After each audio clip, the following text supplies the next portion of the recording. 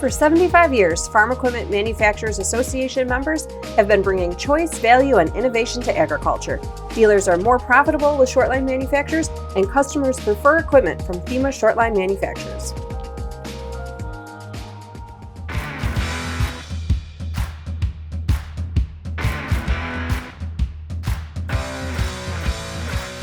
Howard Martin was a reluctant farm equipment manufacturer.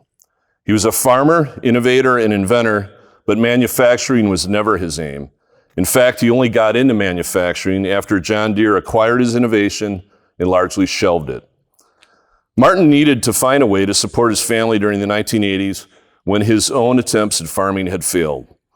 After 10 years, he tried it once again at the fledgling no-till method during a tough time that required his wife and sons to go to work in town and for Howard to mow lawns. Tough times. Once again, he was frustrated with the crop yields that were about half of what he thought were possible. An Iowa State University study keyed Howard in on a novel solution. If he could find a way to mechanically, with the planter, push residue aside and dry the soil faster, he could raise the soil temps and improve stands. In the winter of 1983, he started working on what is now known as the Martin row cleaner.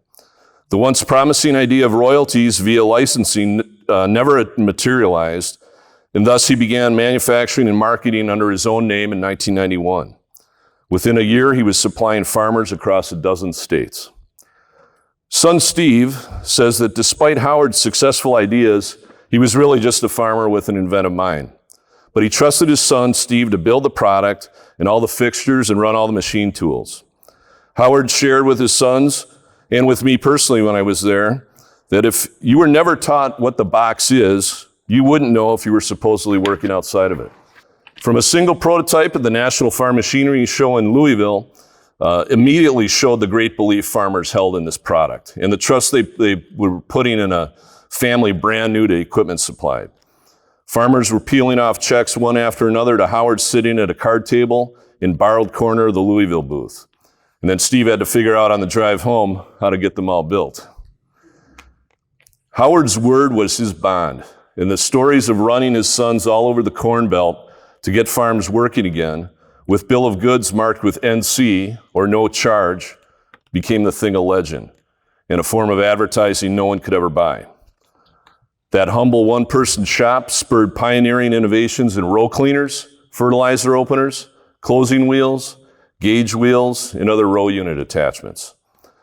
Now a recognized global leader in planter and drill attachments, production is now handled through a modern 50,000 square foot plant in Elkton, Kentucky, and continues to be led by his partner and son, Steve.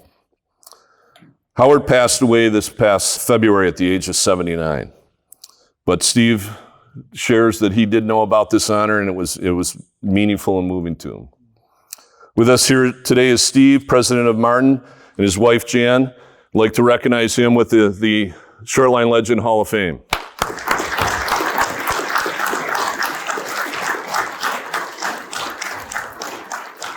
Hi, I'm Steve Martin, president of Martin Industries. My dad founded the company in 1991, was our first year for any sales. I was a lot younger man then, so I was done the legwork. He was the idea guy.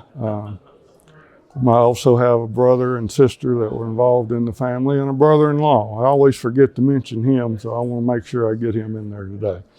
But it was a true family business, and we're very proud to be here and to be remembered, my father, like this. He was so humbled. He had tears in his eyes when I told him. Of course, he was kind of bedridden. He was down at the time, but he was, to feel like he was part of this with these other true legends.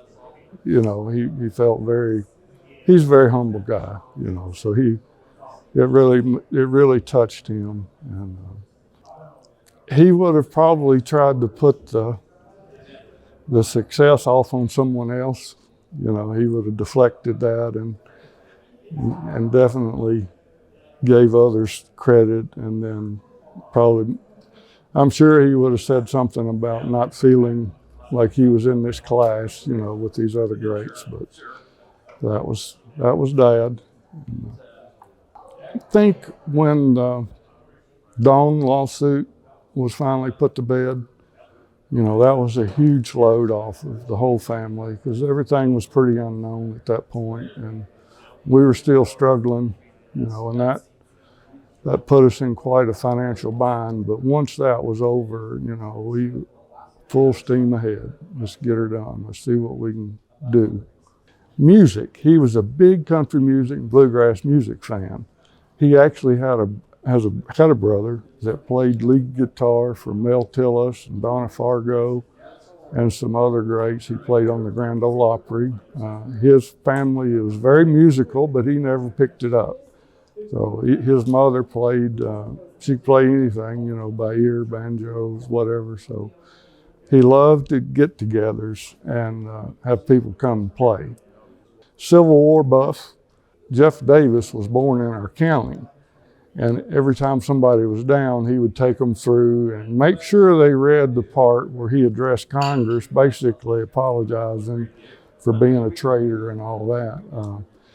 And then the office, my office with the small conference table in it, the north wall is blue and the south wall is gray. And he did that for that reason. So, but he was truly humbled and honored, tearful whenever I told him about this. So, and we really appreciate this. The family does, and I do especially. And, what our relationship with Lester Media has been over the years is a big part of our success. And